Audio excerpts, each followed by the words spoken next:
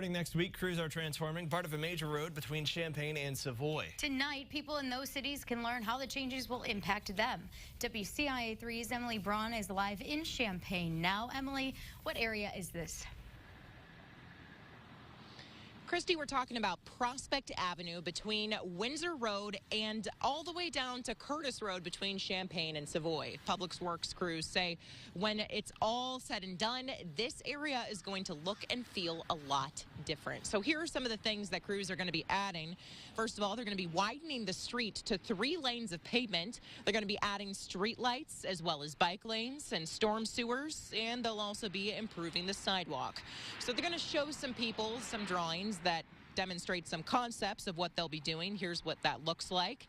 The thing is, some neighborhoods are in close proximity to where this work is happening, so crews say they're going to have to shut down parts of Prospect Avenue in phases so that people can still access those neighborhoods and side streets. So if they want to learn more about that, what this is going to look like, how this will impact their neighborhoods, and get any questions they have answered, they can come out tonight from 5 to 7 p.m. at the First Baptist Church at Savoy.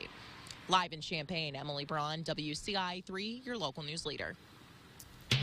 Thank you very much, Emily. A nice day today, like it was yesterday. Probably a bit more in terms of cloud cover this afternoon, but our temperatures will be a few degrees warmer than it was yesterday. Highs will be in the low 50s across the majority of the areas. You're looking at your cast. High temperatures right now. So very consistent, too. A lot of us will be around 51 to 53 or so.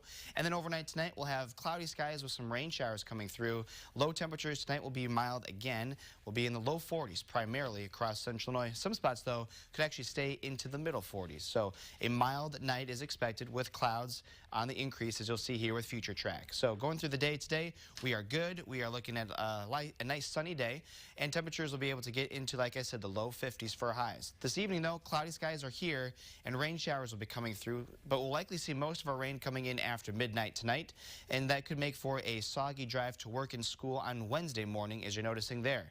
We'll probably have a break in the action throughout a lot of Wednesday. That's when it's going to get warm and windy, and then more in the way of storms will be coming through for Wednesday evening into Wednesday night. Temperatures remain very mild during this time, and our winds will really begin to crank up. Could be looking at a few stronger storms on Wednesday. That's why there is a marginal risk for severe weather already out for the area. Over to you guys. Jack, thanks. The man accused of shooting and killing a sheriff's deputy in Rockford was in court for the first time yesterday. Floyd Brown was charged with first-degree murder for the death of Deputy Jake Keltner. Police say Brown shot and killed Keltner while his office was trying to serve an arrest warrant last week.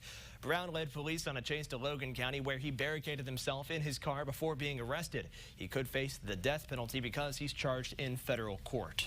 Funeral arrangements have been made for Deputy Keltner. Visitation will be today in Huntley. The funeral is tomorrow at Woodstock North High School. The McHenry County Sheriff's Office posted a letter from Keltner's wife yesterday. Part of it reads, "He wanted to make the world a better place, and he did make it a better place for my family. He was my rock. He supported me through thick and thin. He was my everything, and we didn't have enough time." Now for a WCIA3 follow-up, a 23-year-old man in Decatur has been sentenced to 45 years for murder. Deontay Johnson beat and stopped 2 men in Decatur in 2009. Our partners at the Herald and Review report when he was 14, prosecutors say he ran with a 9-person mob. The mob punched, kicked, and stomped Jerry Newingham to death and almost killed Kevin Wilson. Johnson was also sentenced to 45 years back in 2011, but was granted a retrial 2 years after that. He was convicted again in October. A submerged car in the Vermilion River near Pontiac sent 2 people to the hospital yesterday. It happened at I-55 northwest of the city. Police say an SUV was driving southbound when it drove into a ditch and landed in the river. State police say 2 people were taken to the hospital, one of them in critical condition. We have more details on a deadly fire in Springfield. Crews responded to a building near 2nd and Laurel Streets early Sunday morning. Investigators learned a man was taken to the hospital after he was hurt in the fire. He told them he made it out, but another person didn't. That person has been identified as 68-year-old David McCormick. The Sangamon County coroner says an initial autopsy shows he died from burns and carbon monoxide. New this morning, the statewide outbreak of hepatitis A continues, with one central Illinois county being home to the most cases. Our partners at the Journal-Gazette and Times-Courier report 14 cases of hepatitis A have been diagnosed in Edgar County so far this year. Hepatitis A is an infection that could damage the liver if left untreated. The disease is passed easily through food, water, drugs, drugs, and sex. Illinois Department of Public Health officials say there have been 32 cases total reported this year. So if you think you could be at risk, call the local health department about a vaccination. A new law will change the way money is allocated to sheriff's departments, and one Central Illinois sheriff is worried about what that means for his office. Some of the fines and fees that used to go to sheriffs will go to the county's general fund instead. It's a way to streamline the process. But the Ford County Sheriff says his office will hurt if they end up losing any money. Coming up tonight at 6 p.m., we're going to take a closer look at the changes and what they mean for you. Soon you could pay as much as 7 cents for each plastic bag you use at the grocery store. That includes paper, plastic, and compostable bags. The plan passed a Senate committee last week. It's modeled after a plan already in place in Chicago, and it would raise some money for state government, some for local governments who collect, recycle, and dispose of the plastic, and some money would go back to the store that sold the bag. Some shoppers we spoke with support the idea. Companies don't use it when it is recycled, and it's more that's wasted, so taxing it might deter some people from using it, period. I'm okay with it.